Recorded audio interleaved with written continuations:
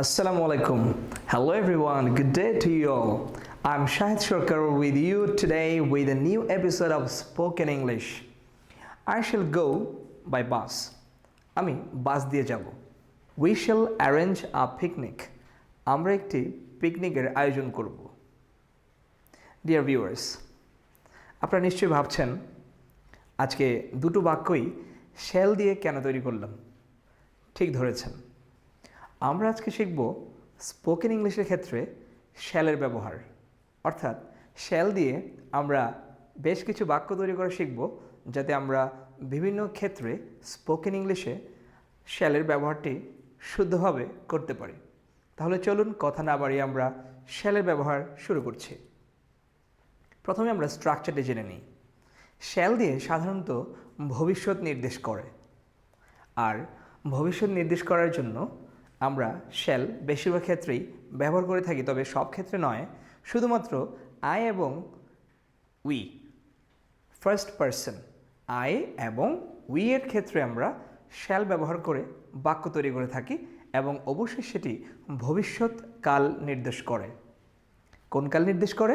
ভবিষ্যৎকাল। তাহলে চলুন বাক্য তৈরি করি। তার আগে স্ট্রাকচারটি জেনে নিতে হবে।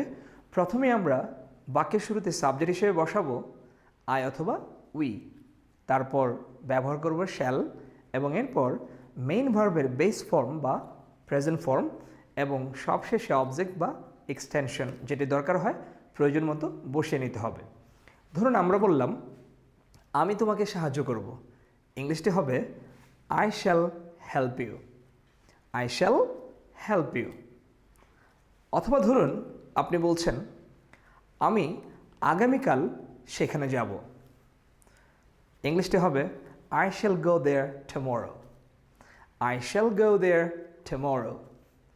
ধরুন আপনি বলছেন আমি আগামী মাসে IELTS পরীক্ষায় অংশ নিব, ইংলিশটি হবে I shall participate in IELTS examination next month. I shall participate in IELTS examination next month. পরের বাক্যটি হচ্ছে আমরা সমস্যাটি সমাধান করব। We shall solve the problem. We shall solve the problem.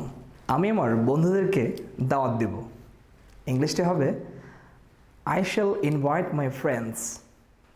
I shall invite my friends. এবারের বাক্যটি হচ্ছে আমি তাকে ডাক দিব, I shall call him. I shall call him. এবারের বাক্যটি হচ্ছে আমি একটি ছবি আঁকব, ইংলিশটি কি হবে? I shall draw a picture. I shall draw a picture.